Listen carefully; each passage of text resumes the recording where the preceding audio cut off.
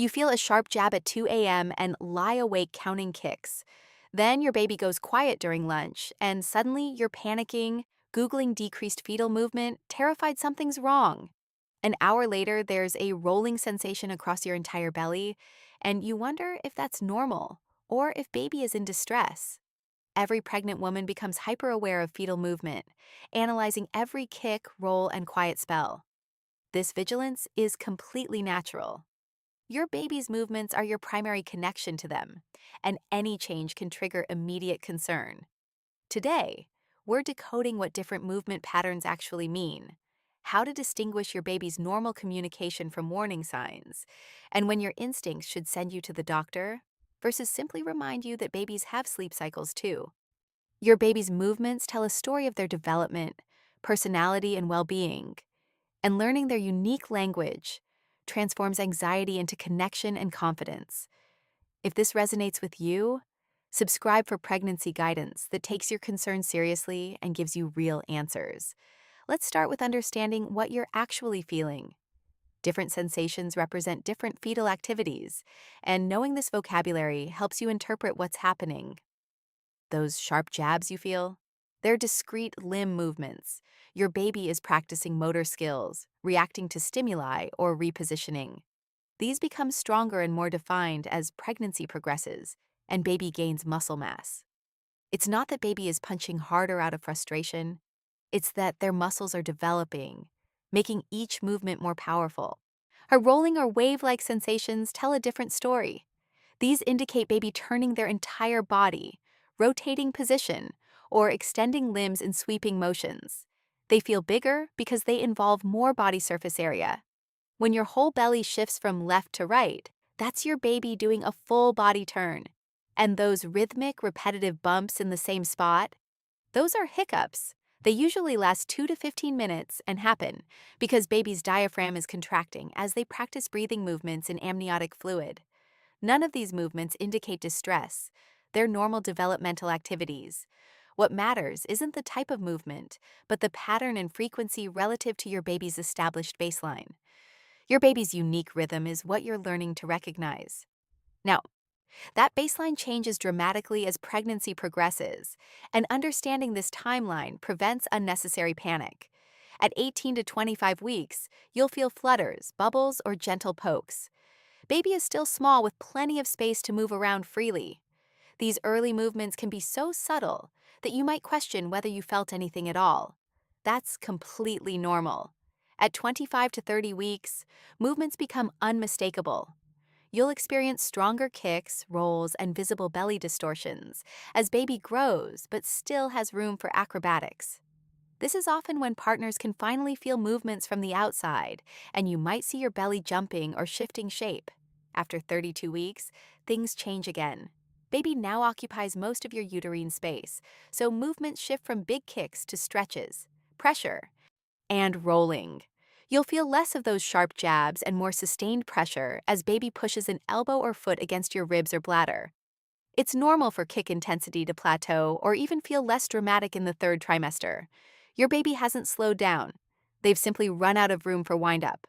This transition worries many women who expect increasing intensity throughout pregnancy, but decreased perceived sharpness with maintained frequency is normal space limitation, not reduced activity.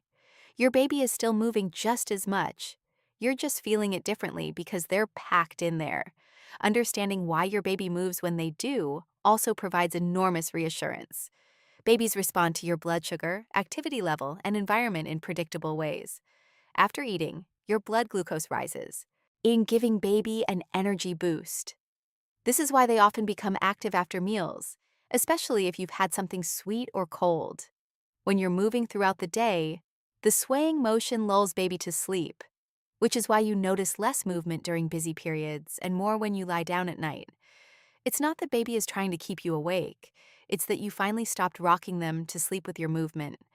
Baby also responds to external stimuli like voices, music, temperature changes, and your partner's hand on your belly. These patterns don't indicate baby is in distress or overly sensitive. They show normal neurological development and environmental awareness. Your baby has sleep-wake cycles just like you do, usually 20 to 40 minutes of sleep followed by activity periods. Some babies are naturally more active than others, just like some newborns are alert and others are sleepy. Understanding this prevents panic during normal quiet spells. Your baby isn't ignoring you. They're napping. But let's address the question that probably brought you here. What's normal, what's decreased, and when should you actually worry? Most providers recommend kick counts starting around 28 weeks. You should feel at least 10 movements in 2 hours during baby's active period. But here's what's critical to understand. What constitutes decreased movement is relative to your baby's pattern, not generic standards. A baby who typically does gymnastics for 2 hours might concern you with 45 minutes of sporadic kicks, while a mellow baby's usual pattern might be gentler, spaced out movements.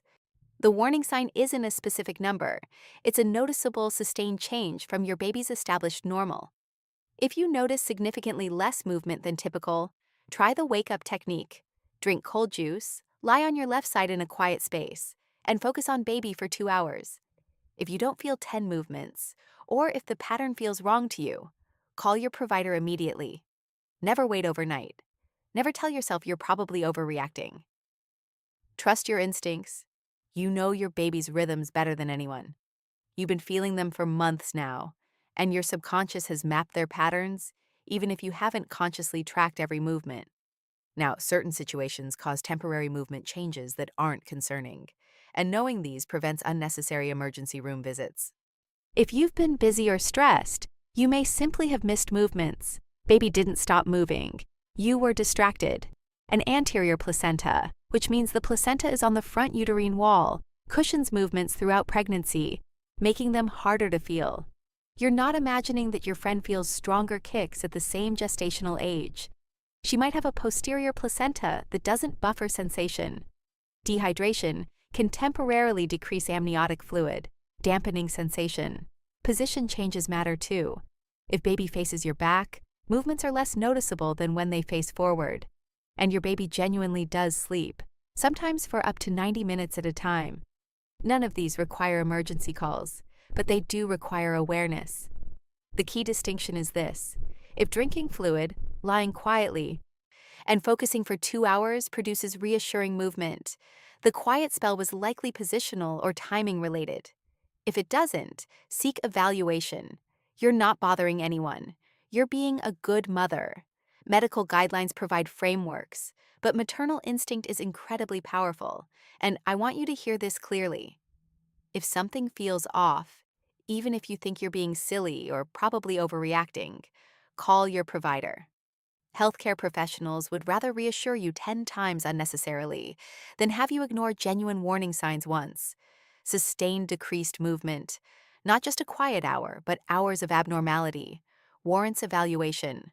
A complete change in pattern warrants evaluation. Movements that feel weak or different in quality warrant evaluation. You won't be judged.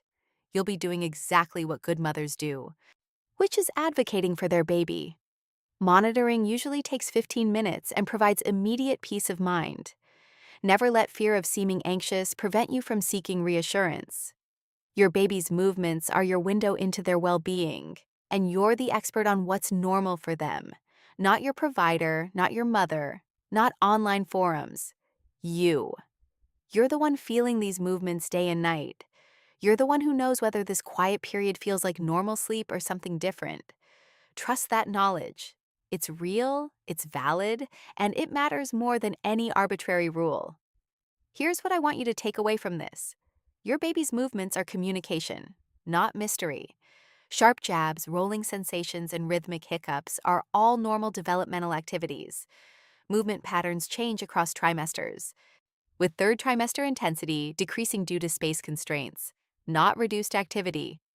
Your baby responds to your meals, your movement, and your environment in predictable ways, and they have sleep cycles that create natural quiet periods. The standard is 10 movements in 2 hours starting at 28 weeks, but the real standard is your baby's unique baseline pattern. Decreased intensity doesn't mean decreased activity. It means decreased space. When you notice sustained changes from your baby's normal pattern, trust your instinct and seek evaluation without guilt. You're not overreacting. You're listening to your body and your baby. Anterior placenta. Dehydration, position, and sleep all cause temporary changes that resolve with the wake up technique. But if something feels wrong, it deserves professional assessment. Healthcare providers want you to call. They'd rather check and reassure than have you wait and worry. This is your baby's normal, and you're the expert on what that means. Trust yourself. You've got this.